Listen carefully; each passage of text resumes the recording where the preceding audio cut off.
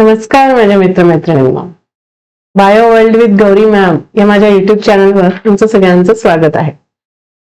Doctor Homi Bhabha बाल वैज्ञानिक स्पर्धा या परीक्षेची तयारी आपण करतो. आता आपली प्रात्यक्षिक परीक्षा आहे 4 जानेवारीला. तुम्ही सगळेजण खूप मनापासून अभ्यास करताय, त्यामुळे तुम्हाला नक्कीच यश मिळणार आहे याची खात्री बाळगा.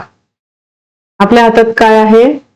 अभ्यास करणे आणि त्या दिवशी पेपर व्यवस्थित लिहिणे, हो की नाही? त्यामुळे या दोन्ही गोष्टी आपल्याला खूप चांगल्या पद्धतीने करायच्या आहेत. बाकी कुठल्याही गोष्टीचा आपल्याला विचार करायचा नाहीये की पेपर कसा येईल, मला जमेल का, माझ्याकडनं काही सांगणार नाही ना, मी अचूक उत्तर लिहीन ना. या गोष्टींचा विचार करायचाच नाहीये. आत्ता वेळ आहे तो अभ्यास करण्यासाठी आहे आणि यावेळेला फक्त आणि फक्त अभ्यास करायचा. कराल मग? चालेल. आपण आज काही टिप्स घेणार आहोत, काही गोष्टी समजून घेणार आहोत की आपल्याला येणाऱ्या 4 दिवसामध्ये आता कशी कशी तयारी करायची.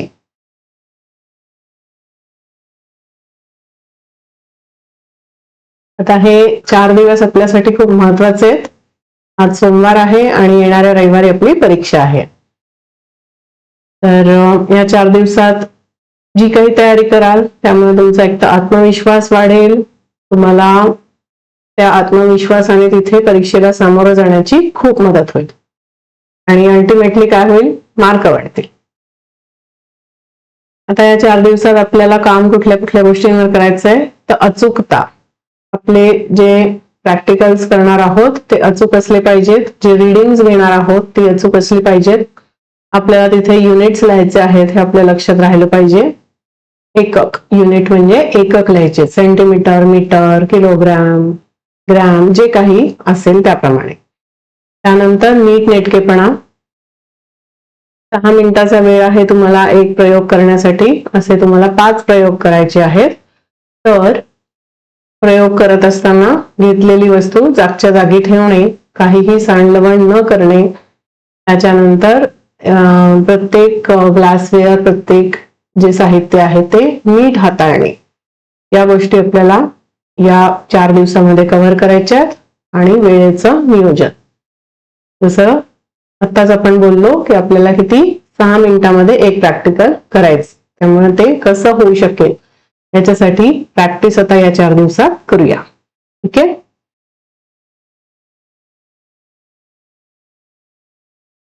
सुरुवातीला काय कराल?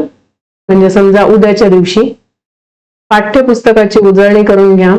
याच्यामध्ये आयोडीनचं द्रावण स्टार्च ओळखण्यासाठी वापरलं जातं. त्यामध्ये स्टार्च कुठल्या कुठल्या पदार्थांमध्ये असतं, ही रिॲक्शन आपल्याला कुठल्या कुठल्या पदार्थांवरती दिली जाऊ शकते. म्हणजे एखाद्याला बटाटाच डायरेक्टली ठेवलेला असेल आणि टोमॅटो ठेवलेला असेल, ठीक आहे, तर टोमॅटोवरती आपण जेव्हा आयोडीन घालू, बटाट्यावरती जेव्हा आयोडीन घालू, तेव्हा कुठल्या याच्यामध्ये स्टार्चची रिॲक्शन पॉझिटिव्ह येईल हे लक्षात घ्या.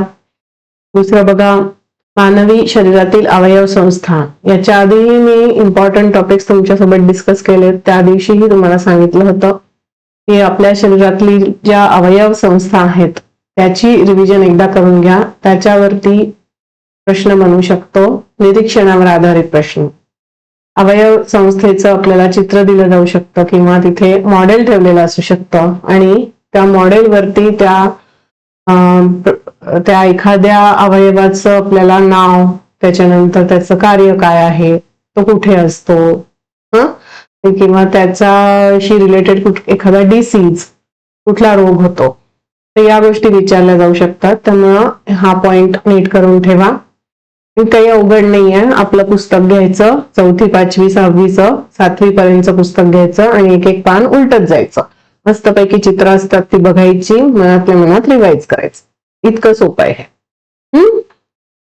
त्याच्यानंतर बघा, आम्ल, आम्लारी आणि उदासीन द्रावण याबद्दलची माहिती लक्षात घ्या, रिवाइज करा याबद्दलची माहिती, त्याचा उपयोग होईल तुम्हाला. त्याच्यानंतर घनता, आकारमान आणि वस्तुमान हे काय आहे.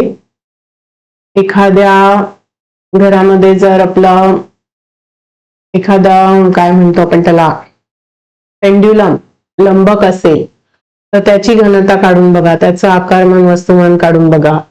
या पद्धतीने तुमच्याकडे तुमच्या शाळेमध्ये जर स्प्रिंग बॅलन्स ताणकाटा असेल तर याचा वापर करून तुम्ही असं याचं वस्तुमान काढू शकता. इथे जी वस्तू आपण लटकवू त्याचं वस्तुमान आपण काढू शकतो या स्प्रिंग बॅलन्सचा वापर करून. ठीक आहे.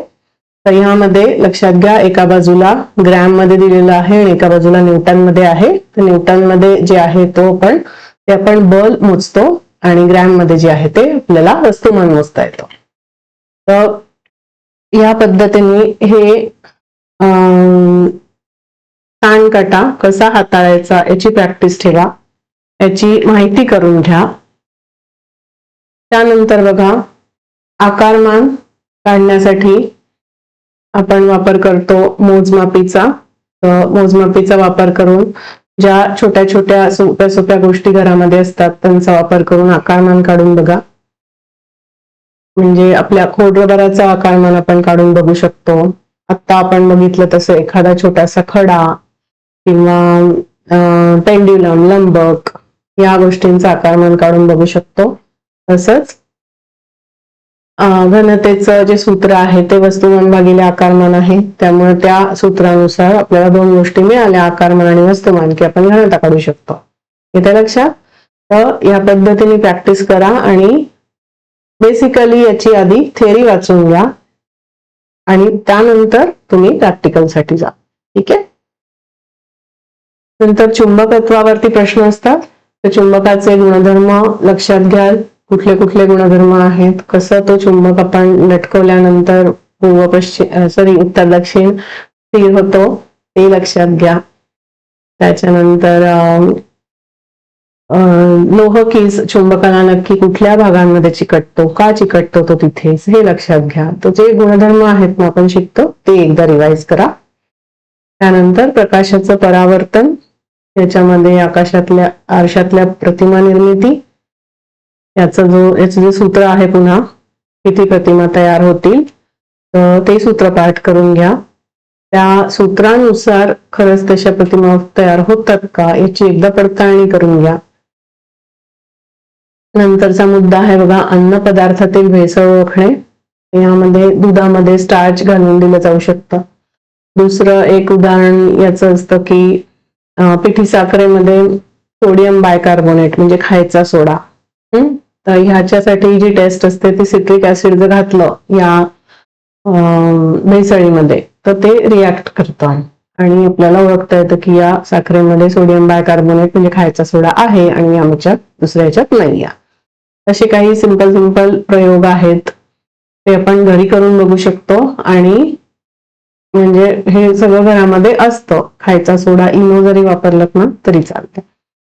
ह्या पद्धतीने पुढे बघा अजून,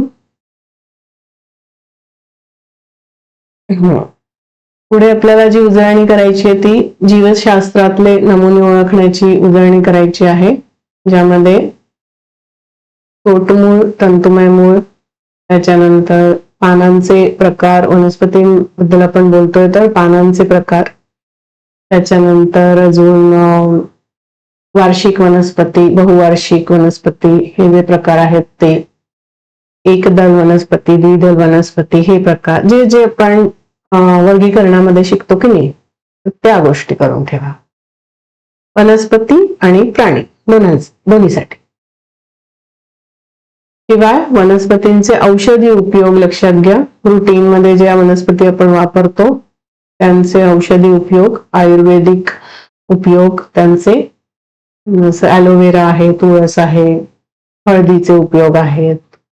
आपण वेगवेगळ्या गोष्टी घरगुती उपायांमध्ये वापरतो, तर त्याचे इथे हे करून ठेवा रिव्हिजन.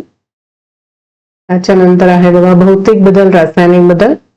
एका पर्टिक्युलर बदलाला भौतिक बदलच का म्हणतात, एका पर्टिक्युलर बदलाला रासायनिक बदलच का म्हणतात, या गोष्टी आधी तुम्ही समजून घ्या पाठ्यपुस्तकात वाचून आणि नंतर मग त्याची उदाहरणं बघा. आणि रुटीन लाईफ मध्ये पण त्याची भरपूर उदाहरणं दिसतात, तर ती सुद्धा लक्षात घ्या. परासरण, विसरण याबद्दल वाचून घ्या. ऊर्जेची रूपे, ऊर्जेचं रूपांतरण याबद्दलही डायग्राम बेस्ड क्वेश्चन बनवू शकतो. ठीक आहे, येते लक्षात. आता सांगितलं तसं मोजपट्टी, तापमापी, ताणकाटा हाताळून बघायचं आपल्याला या 2-3 दिवसामध्ये. आलेख कागद कसा वापरायचा याची उजळणी करायची आहे. आणि ही सगळी मापन आपण शून्यापासून घेतो आहोत, घ्यायची असतात असं लक्षात ठेवायचं. त्या मोजमापीमध्ये कुठलंही मापन करताना आपल्याला नेहमी लोअर मेनिस्कस, म्हणजे मी इकडे दाखवते बघा तुम्हाला. समजा हे जर अशी मोजमापी आहे, यामध्ये आपण असं पाणी घातलं तर या पद्धतीने ते पाणी राहतं. ठीक आहे, या पद्धतीने राहतं. तेव्हा इथलं जी लेवल असते, इथे समजा 50 ml आलं तर ही लेवल मोजायची, ही वरची लेवल मोजायची नाही. ठीक आहे, कळतंय. या पद्धतीने मोजायचंय आणि लक्षात घ्या ही डोळ्यासमोर आणून मोजायची. डोळ्यासमोर अजून मोजताना पुन्हा ही अशी वेडी वाकडी होऊ द्यायची नाहीये. व्यवस्थित सरळ पकडू शकत असाल तर चांगलं आहे, नाही तर सरळ टेबलावर ठेवा आणि स्वतः खाली वाका. इथे लक्षात. या पद्धतीने आपल्याला मोजमापीमध्ये जे काय रिडिंग आलेलं आहे ते मोजायचं असतं. तसंच ताणकाटा पकडताना हा असा हलका पकडायचा असतो. याला असं घट्ट दोन्ही हातांनी असं नाही पकडायचं, असं पकडायचं हलकं हलकं. आणि पुन्हा याला सुद्धा आय लेवलला डोळ्याच्या समोर आणून मोजायचं, असं खाली किंवा असं खूप उंचावर असं याला पकडायचं नाही. शिवाय तिसरं बघा, तापमापीचं उदाहरण घेतलंय मी इथे. तापमापी पण तसंच. तापमापीने पण जे काय आपल्याला मोजायचं आहे, कशाचं तापमान जे काय दिलेलं असेल त्याप्रमाणे, तर पुन्हा डोळ्याच्या समोर पकडून मोजायचंय. असं वरती किंवा खाली किंवा असं खाली ठेवलंय टेबलावर आडवं असं काही करायचं नाही. येते ना लक्षात. त्यामुळे या गोष्टीची काळजी घ्या. काळजी म्हणजे ना, हे प्रॅक्टिसच्याच गोष्टी आहेत. तर तापमापी सहसा आपल्या घरामध्ये असते, त्यामुळे तुम्ही ह्या गोष्टी, छोट्या छोट्या गोष्टी ज्या घरामध्ये अवेलेबल आहेत त्याचं, किंवा जर तुमच्याकडे किट असेल, शाळेमध्ये अवेलेबल असेल तर नक्की याची प्रॅक्टिस करा. नेक्स्ट पॉइंट आहे प्रत्यक्ष वेळ लावून काही प्रयोग करून बघणे. यामध्ये प्रिझमची घनता, आकारमान, वस्तुमान, लंबकाची घनता, आकारमान, वस्तुमान तुम्ही काढून बघू शकता. त्यानंतर मोजपट्टीने नाण्याचं मापन करणं, एखाद्या भांड्याचं मापन करणं हे तुम्ही करू शकता. शिवाय मोजमापीने पाण्याचं मापन करून बघणे, जे मी तुम्हाला आत्ताच उदाहरणात सांगितलं की त्याची लोअर मेनिस्कस आपल्याला बघायची आहे, ती तुम्ही प्रॅक्टिस करून बघू शकता. ठीक आहे. आणि हे प्रयोग करत असताना वेळ लावायचा आहे, कारण आपल्याला इथे टाइम लिमिट आहे. 6 मिनिटात करायचा ना प्रयोग, तर ही सवय लागते आपल्याला की हे वेळेत संपवायचं आहे. आणखीन एक प्रयोग येतो आपल्याला, म्हणजे येऊ शकतो, आम्ल आम्लारी उदासीन आहे का हे पर्टिक्युलर द्रावण. टेस्ट मध्ये परीक्षा वेळेत दिलेलं असेल द्रावण आणि विचारतील की कुठलं आहे, तर हे लिटमस कागदाच्या साह्याने तपासायचंय. लिटमस कागद जेव्हा हातात पकडतो तेव्हा असा चिमटीत पकडायचा आहे, असा पूर्ण असा घट्ट वगैरे पकडायचा नसतो, पण आपल्या हातालाही थोडंसं आम्ल आम्लारी काहीतरी लागलेलं असू शकतो. आपण जेवतो त्याचं थोडं तेलकटपणा, किंवा स्वयंपाक करताना आमच्या बाबतीमध्ये, तर अशा गोष्टी असू शकतात. क्रीम लावलंय, तेल लावलंय, 10 ठिकाणी हात लावतो आपण, तर त्याचा परिणाम असतो आपल्या हातावरती. त्याचा इफेक्ट आपल्या प्रयोगावर व्हायला नको म्हणून नेहमी जो हे असतो ना लिटमस कागद, तसा चिमटीत पकडायचा आणि डिप करायचा, बुडवायचा ते जे काय द्रावण आहे त्याच्या. ही टेस्ट करण्यासाठी अगदी घरातलं, म्हणजे लिटमस कागद असेल आपल्याकडे तर बघा ना तुम्ही, घरातल्या गोष्टी वापरू शकता. ताक असतं, दूध असतं घरामध्ये, कपडे धुण्याचा साबण विरघळून घ्या पाण्यात, त्याचं बघा तो आम्ल आम्लारी आहे. खाण्याचा सोडा, लिंबाचा रस, व्हिनेगर असू शकतं घरात, इव्हन लोणचं, जाम, येते लक्षात. या सगळ्या गोष्टी आपल्या घरात असतात, त्यामुळे यांचं आम्ल आम्लारी आपण चेक करू शकतो घरातल्या घरात. एक तर आपल्याकडे फक्त लिटमस कागद असला की झालं. तो जो चार्ट दिलेला आहे, लिटमस कागद निळा कुठल्या याच्यात तांबडा होतो आणि तांबडा लिटमस कुठल्या याच्यात निळा होतो, याची रिव्हिजन करून घ्या. आणि पुन्हा एकदा आठवण करते तुम्हाला, हे सगळे प्रयोग वेळ लावून करायचे आहेत, नुसते करत सुटायचं नाही. ठीक आहे, राहील लक्षात. नेक्स्ट थिंग व्हेरी इम्पॉर्टंट, उत्तरे लिहिण्याचा सराव करा. कारण तिथे तुम्ही कागदावरती जी उत्तरं लिहाल त्यावर तुम्हाला मार्क मिळणार आहेत. हो ना, तुम्ही प्रत्यक्ष जाणार नाही आहात ना त्या परीक्षकाच्या बाजूला, सर मी हे असंच लिहिलेलं आहे, सर हे माझं रेडिंग हे आलंय, नाही जाणार आहोत आपण. त्यामुळे आपली जी उत्तरपत्रिका आहे ती अतिशय व्यवस्थित असली पाहिजे. त्यासाठी हा पण सराव आपल्याला करायचा आहे या 4-5 दिवसामध्ये, ज्यामध्ये उत्तर आपल्याला एका शब्दात किंवा एका वाक्यात लिहायचंय. खूप मोठी गोष्ट तिथे लिहून नाही ठेवायची आहे, खूप मोठं डिस्क्रिप्शन आपल्याला एक्सपेक्टेड नाहीये, एकदम शॉर्ट मध्ये उत्तर लिहायचंय. तर हाचाही सराव करायचा आहे. आणि याचा सराव कसं कराल तुम्ही, आता एखादा प्रयोग आपला ठरला करायचा की समजा आमला आपण फाइंड आउट करणार आहोत, तर तिथे सगळं दूध, दही, ताक, लोणी सगळं आणून ठेवा. 5 गोष्टी घ्या साधारण. तुमचा लिटमस कागद आणून ठेवा. त्याच्यानंतर निरीक्षण तक्ता तुम्ही ऑलरेडी बनवून ठेवा आणि तुम्ही टायमर लावून आता तो प्रयोग करून लगेच उत्तर लिहायचं. ही पण गोष्ट सगळ्यांनी लक्षात घ्या. जसा तुमचा रिझल्ट आला की तसंच्या तसं लगेच उत्तर आपल्याला लिहायचं आहे. असं नाही करायचं की सगळ्या टेस्ट मी आधी करून घेतो आणि नंतर उत्तर लिहितो. कारण आपण विसरून जातो, खूप टेन्शन असतं ना, विसरायला होतं. सो तसा काही चान्स घ्यायचा नाही. उत्तर आपल्याला लिहायचं एका शब्दात, एका वाक्यात, जशी आवश्यकता असेल तसं, आणि त्याचा सराव या पद्धतीने घरामध्ये वेळ लावून करायचा आहे आता येणाऱ्या 4-5 दिवसात. करेक्ट. आता ही सगळी तयारी होत असताना आपला येईल परीक्षेचा आदला दिवस.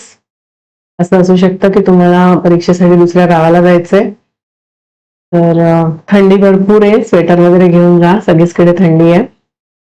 आणि याच्याशिवाय अतिशय आवश्यक म्हणजे तुमचं ऍडमिट कार्ड आलेलं आहे, त्याची प्रिंटआउट लागेल आपल्याला.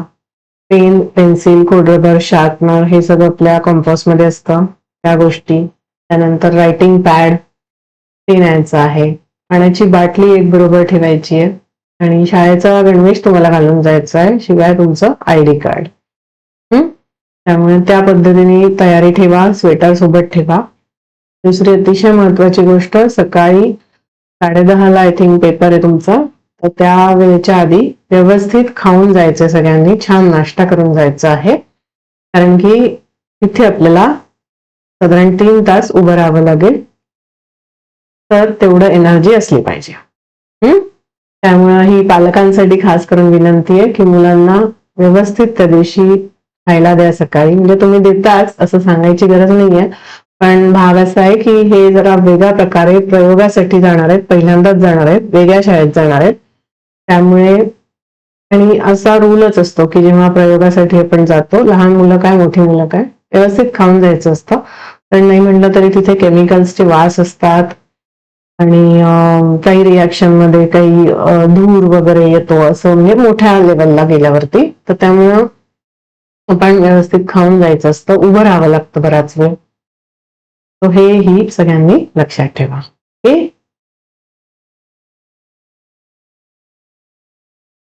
दुसरी महत्वाची गोष्ट आपल्याला लक्षात ठेवायची आहे ती अशी आहे की आपल्याला प्रश्न नीट वाचायचे आहेत. उत्तराचं सांगितलं मी तुम्हाला, एका शब्दात किंवा लहान वाक्यात उत्तर द्यायची आहेत. त्यानंतर टेबलावर जी काही उपकरणं दिली आहेत, रसायनं, ग्लासवेअर दिली आहेत, ती बघून घ्या. कसं होईल ना, तुम्ही टेबलावरती गेल्यावर तिथे प्रोसिजर असणार आहे, कृती असणार आहे, ती घ्या हातामध्ये. ती वाचत एकीकडे सगळं साहित्य बघून घ्या की हो आहे आहे आहे आहे. आणि ते साहित्य काळजीपूर्वक हाताळायचं, जागच्या जागी ठेवून द्यायचं. याच्यातनं तुमचा नीटनेटकेपणा दिसतो. काचेच्या वस्तू असतील तर त्या जपून हाताळाल आणि काही आपल्या अंगावर सांडणार नाही, खाली सांडणार नाही, याची काळजी घ्या. आणि सांडलंच ना तरी नो प्रॉब्लेम, तिथल्या परीक्षकांना तुम्ही सांगा, ते तुम्हाला कोऑपरेट करतील. दुसरी महत्वाची गोष्ट असे, कुठलेही हार्मफुल केमिकल्स तिथे नसतात ज्याने आपल्या हाताला त्रास होईल किंवा त्वचेला त्रास होईल. त्यामुळे काही काळजी करायची गरज नाहीये की मला त्रास होईल का वगैरे. साध्या गोष्टी असतात ज्याने काही त्रास होत नाही.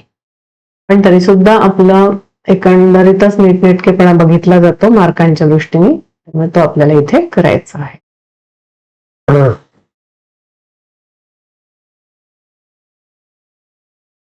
चला मग परीक्षेसाठी तुम्हाला सगळ्यांना हार्दिक शुभेच्छा. चॅनल बघत राहा, तुमच्यासाठी मी व्हिडिओ बनवते, तुमचे डाऊट्स सॉल्व्ह करते आहे. तुम्ही मला तुमचे क्वेरीज विचारा, मी प्रयत्न करेन शेवटच्या आदल्या दिवसापर्यंत तुमचे डाऊट सॉल्व्ह करेन. ठीक आहे, चला मग मस्त सोडवा.